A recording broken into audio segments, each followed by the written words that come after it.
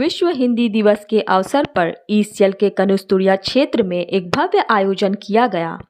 क्षेत्रीय सम्मेलन कक्ष में आयोजित विश्व हिंदी दिवस समारोह में महाप्रबंधक की प्रमुख उपस्थिति में वर्तमान समय में हिंदी भाषा की महत्ता व प्रगति यात्रा को दर्शाते हुए एक विशिष्ट डॉक्यूमेंट्री फिल्म की भी प्रस्तुति सभा के समक्ष की गई, जिससे उपस्थित सभी में हिंदी भाषा के प्रति सकारात्मक चेतना का संचार हुआ। इस अवसर पर माननीय प्रधानमंत्री नरेंद्र मोदी की ओर से प्रेरक शुभकामना संदेश का भी पाठन किया गया। सभी को शुभकामना देते हुए महाप्रबंधक अनिल कुमार सिन्हा ने कहा कि भाषा साझा संपत्ति होती है और सभी को मिलकर इसके संवर्धन हेतु प्रयासरत होना चाहिए। उन्होंने कहा कि हिंदी का विस्तार इतना बड़ा है कि इसमें समूचे विश्व का बहुत बड़ा भूभाग जुड़ता जाता है।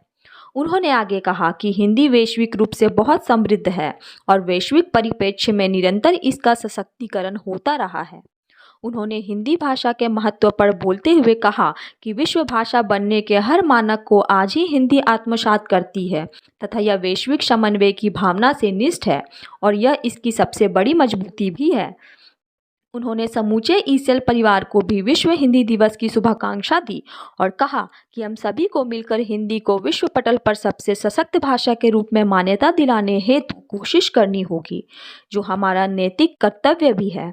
इस अवसर पर कर्मियों के बीच हिंदी प्रश्नोत्तरी प्रतियोगिता का भी आयोजन किया गया, जिसके विजयी प्रतिभागियों को सम्मानित भी किया गया। साथ ही साथ क्षेत्र की ओर से प्रकाशित होने वाले चातुर्मासिक वॉल पोस्टर झांकी के नवीन अंक का विमोचन भी महाप्रबंधक के कर कलमों से किया गया। इस समारोह में महाप्रबंधक के साथ क्षेत्र चिकित्सक अधिकारी डॉक्टर विश्वजीत बंदोपाध्याय, प्रबंधक श्रीमती पूजा एका सहित अन्य अधिकारी, कर्मचारी व यूनियन प्रतिनिधि उपस्थित रहे। खबर पांडेश्वर की रिपोर्ट। दयानंद, स्वामी विवेकानंद, महात्मा गांधी, रविंद्रनाथ टैगोर, सुभाष चंद्र बोस और अंबेडकर ने अपना योगदान किया। मैं अपनी झांसी नहीं दूंगी। तुम मुझे खून दो, मैं तुम्हें आजादी दूंगा। स्वतंत्रता मेरा जन्म सिद्ध अधिकार है।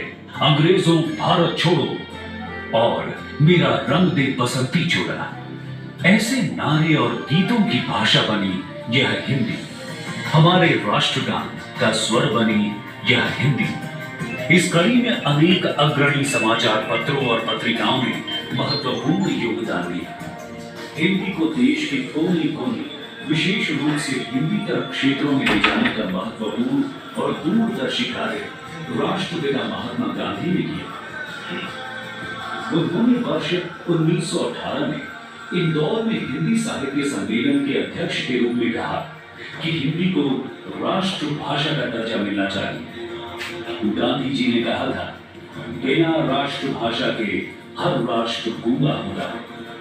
हमारे देश की कोई राष्ट्रभाषा हो सकती है तो वह हिंदी भाषा है। तमिल के महाकवि सुब्रमण्य भारती हिंदी के प्रबल समर्थक